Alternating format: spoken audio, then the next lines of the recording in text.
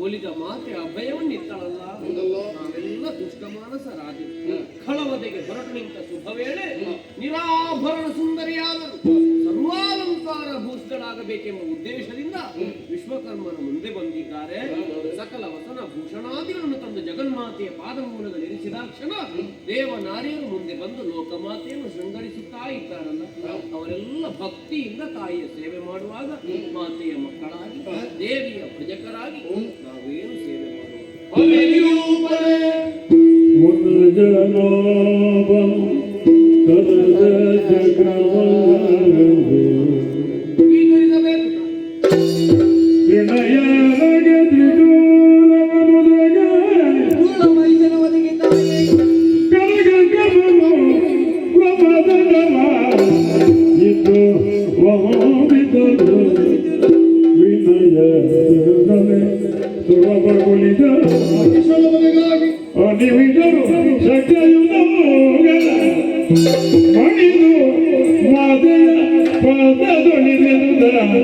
ನುಡಿಸಿದರು ಭಯದೇವಿಯೇ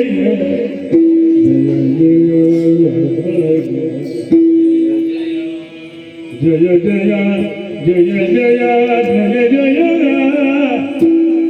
ಜಯ ಜಯ